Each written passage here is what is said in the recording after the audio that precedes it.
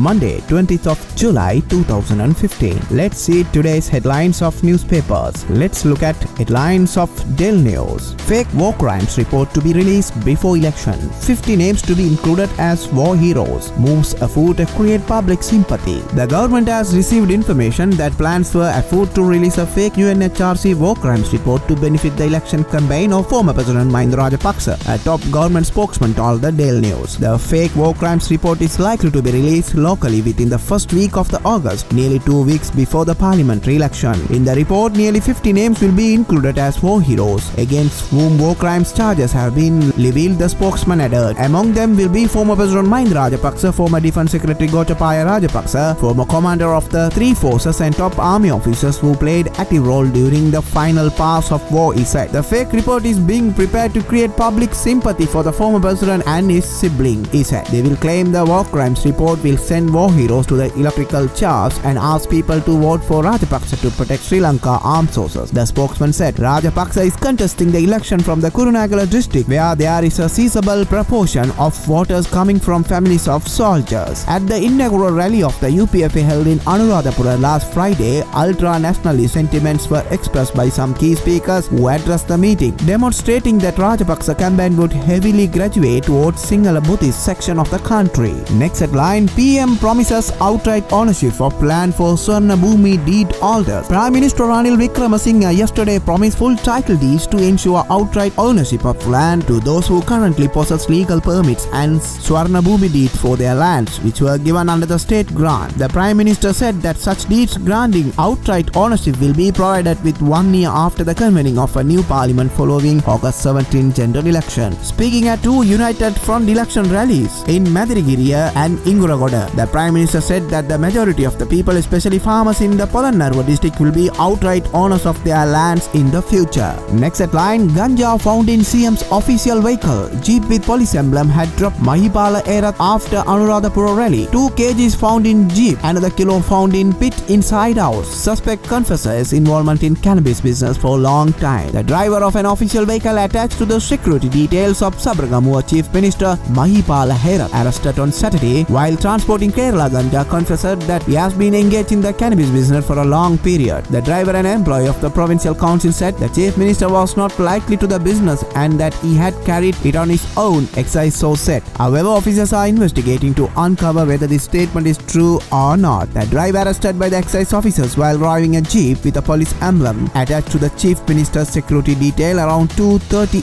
am on July 18th at Attagoda, Mologoda in Kagala. Next we move to Ceylon today. Renames Radha case. Sunday Observer editor trying to influence judiciary. It appears that the Sunday Observer editor has embarked upon a mission to influence the minds of the judiciary when one reads yesterday's issue of the publication, where it has referred to a case before the Front Magistrate Court, titling it as Tiran's case on July 22nd. Now here in the court register is the case against Radha officials listed as Tiran case or any change framed against Ali. Hence it is proved beyond reasonable doubt that the editor of Sunday Observer has given a title to this case with the malicious intent to cause defame to former parliamentarian Tiran Alas, who is not charged before the court. This editor on the earlier occasion when this case was taken up published 2 news items on the same day with a malicious intent to embarrass Tiran Alis, who was then a sitting member of parliament. There are 2 here are published submissions made by the Attorney General on earlier occasion to cause embarrassment to the Alis with a view to influence the minds of the judiciary and the public at large. The Sunday Observer editor has deliberately titled the case Ali's name with the intent to defame him as submission made against suspect in the court are based as a witch hunt to slander political opponents and the state media and interested private media as if such is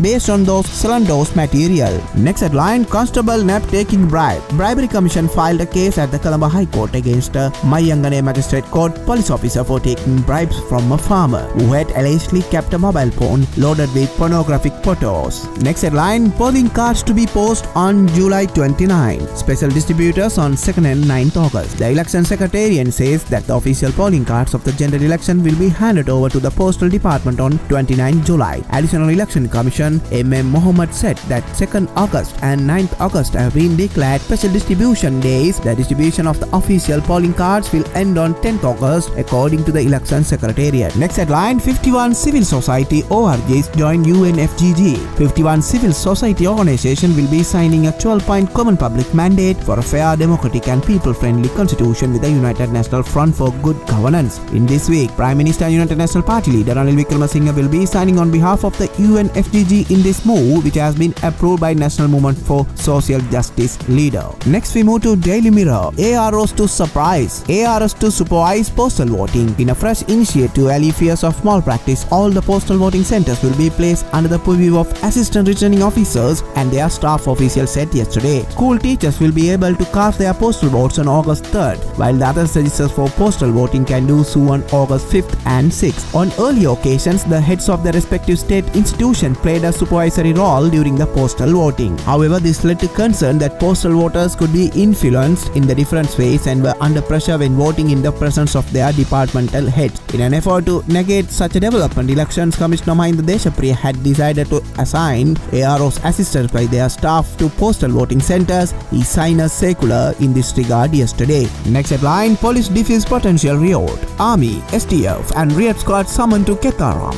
At least 10 persons suffered minor injuries and 12 vehicles were damaged when a brawl between two groups of spectators developed into the heated clash at the third one-day international cricket encounter between Sri Lanka and Pakistan at the R. Premadasa International Stadium in Athavan last night. Next headline: 4 women, 1 man drowned while bathing. 5 people drowned while bathing in Varapitia Lake. The bodies of 5 people were recovered. The bodies of 4 people, including that one of man and 3 women, were recovered from the Varakapitia Lake in Walasamulla during a search operation to locate the 5 who had gone missing while bathing there, police said yesterday. They said that another woman who was rescued and rushed to the Kirima hospital had died during the treatment. That's headlines of today's newspapers. We'll meet tomorrow with more headlines. Until then, log on with Athavan News.